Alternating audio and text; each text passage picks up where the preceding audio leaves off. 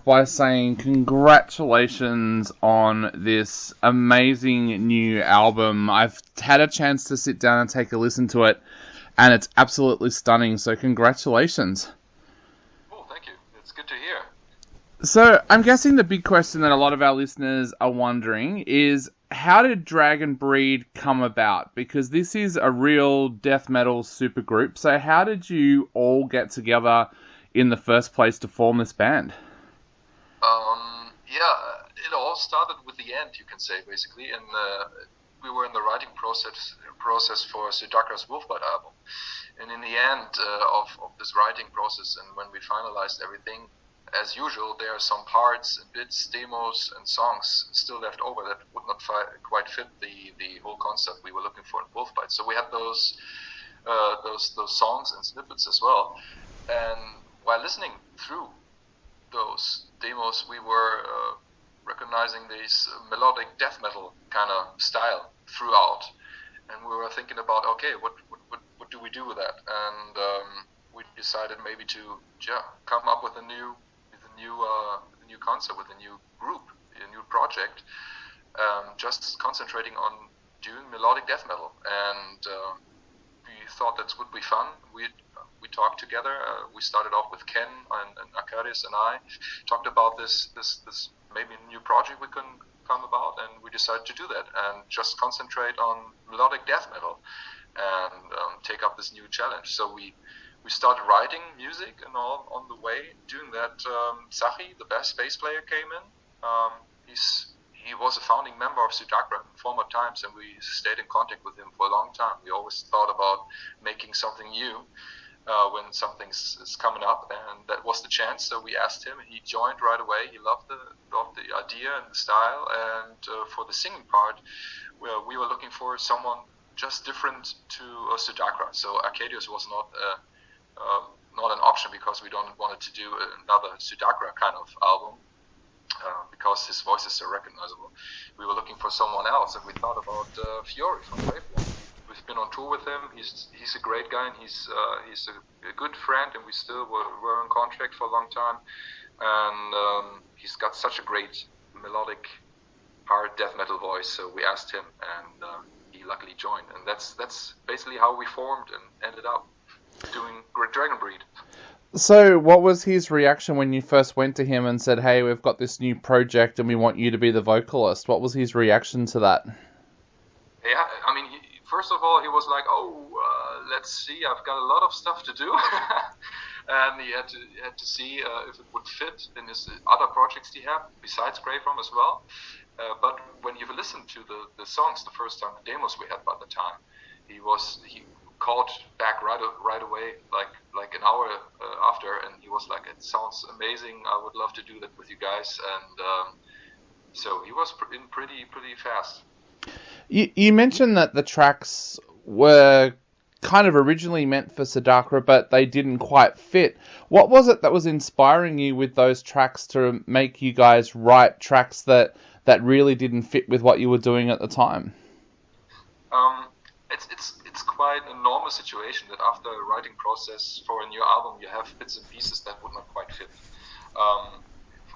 In Sudakra, we are always writing music based on a concept story, so we are looking for a specific atmosphere, specific direction, and some parts just don't quite fit, and that's why we put them back for a later part, or maybe a later project in this case.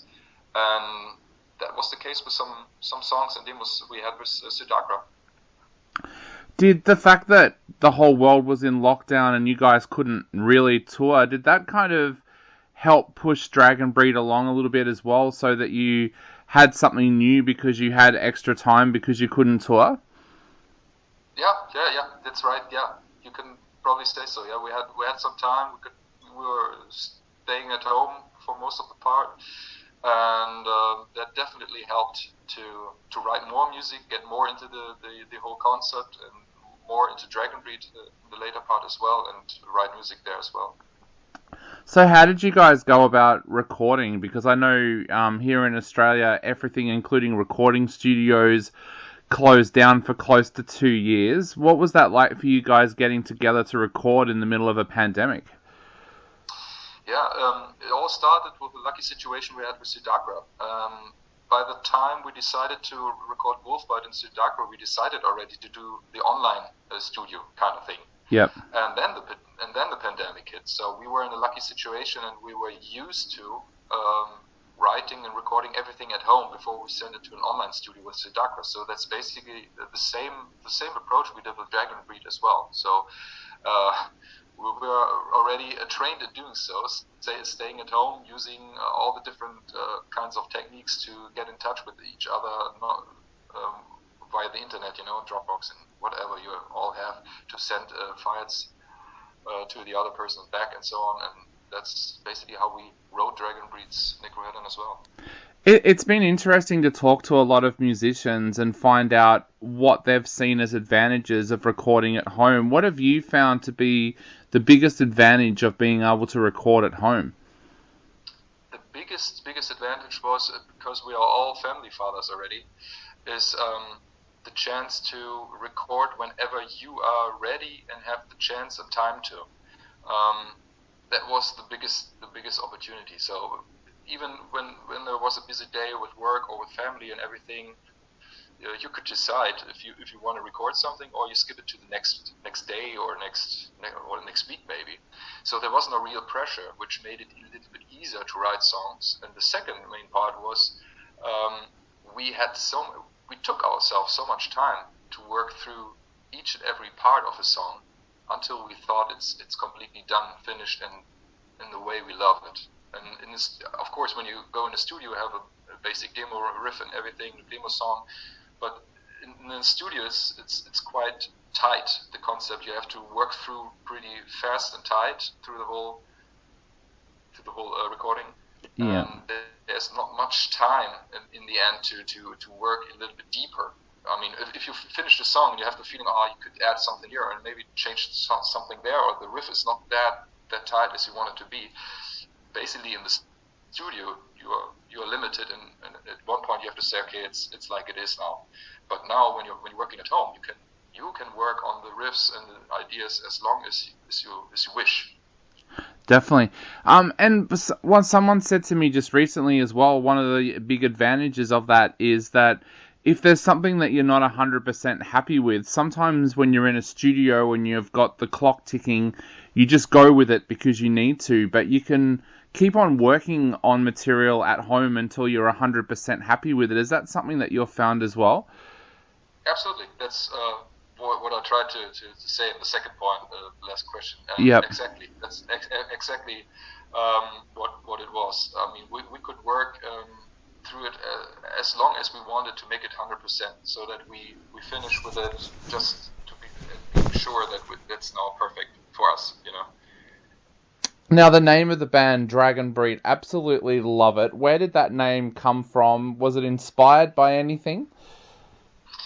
At that time, Arcadius and Chris Bourbon, we are working with Sidakra a long time already, they were in contact. They were talking about the project and maybe upcoming name in the future, and they were scrolling through some old Sidakra songs. And there's one song that's called Dragonbreed from a lot of former time in Sidakra history, and they came up with the idea maybe to choose this song just because it's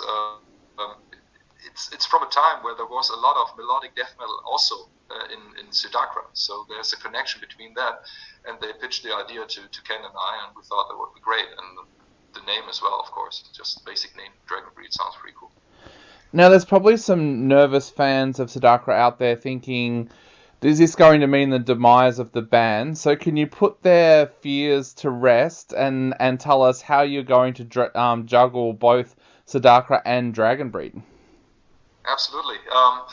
They don't have to be afraid. Sidakra is still the main project we are all working on, and as well, we are, as I said before, we were working on concept albums in Sidakra for a long time, and Wolfbite was the second part of a three-part we are currently working on. So there's at least one more album to come, and we already have some ideas. We already tried to set up everything for the new writing process. So the next thing we're going to do is writing a new Sidakra album, the follow-up for Wolfbite.